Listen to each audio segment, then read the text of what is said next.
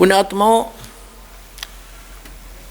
मुसलमान धर्म के व्यक्ति हिंदुओं को मुसलमान बाई फोर्स बनाया करते थे। वो क्यों बनाते थे?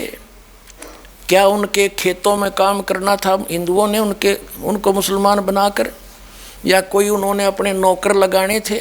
नहीं,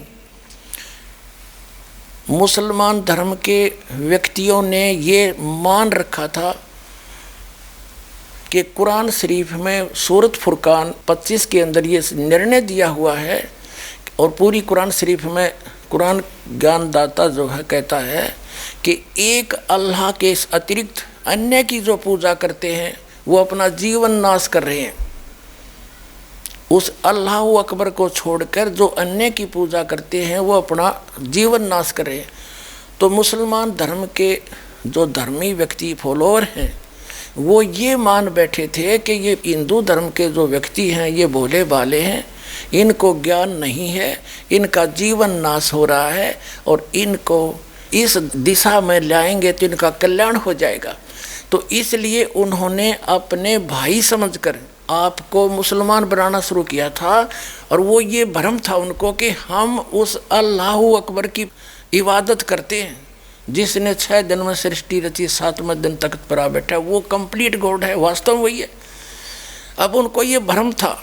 इनका उद्देश्य ये था मुसलमान बनाने का, जैसे अपने छोटे भाई बहन को और बड़े भाई बहन यदि वो कोई टेबलेट नहीं खाता है तो उसको ज़बरदस्ती घोल गाल के पानी में घिसा घिसू के और पकड़ के मुँह और ऐसे ज़बरदस्ती डालते हैं, वो रो चाहे राजी रहो। किस लिए? कि थोड़ी सी देर रो लेगा, इसका रोग नाश हो जाएगा। तो इन्होंने ये जानकर हिंदुओं को मुसलमान बनाना प्रारंभ किया था कि ये अल्लाह को छोड़कर ऐसों की पूजा करते हैं, अन्य देवताओं की, अन्य भगवान, अन्य अल्लाह की, जो इनको ना लाभ दे सकते ना कोई हानि कर सकते। इनका उद्देश्य ये था, और कोई खास उद्देश्य नहीं था, और संख्या बढ़ाना नहीं था। अब इनको आज पता चलेगा कि ये भी अल्लाह अकबर छोड़ के अन्य की पूजा कर रहे थे, ये भी भ्रम के अंदर हैं। अब इस दास के पास है वो अल्लाह अकबर, वो कंप्लीट गॉड, परम अक्षर ब्रह्म की साधना जिससे पूर्ण मोक्ष होगा। आओ और प्राप्त करो।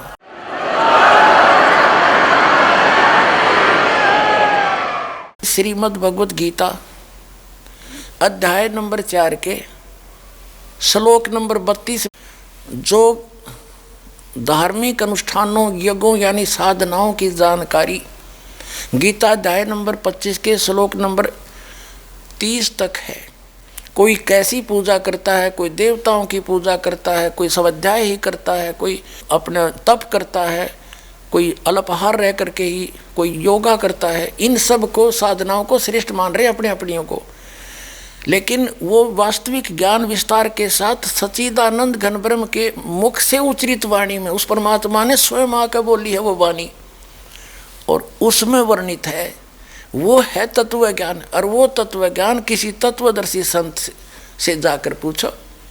यही कुरान शरीफ में लिखा है कि उस अल्लाह अकबर, उस बड़े भगवान की जानकारी किसी बाखबर से पूछ देखो। और यही यजुर्वेद में स्पष्ट कर दिया है कि कोई तो परमात्मा को संभवात और कोई उसको असंभवात, यानी कोई तो कहता वो जन्म लेकर श्री राम और कृष्ण रूप में आता है, कोई कहता वो जन्मा है, जन्म लेता ही नहीं।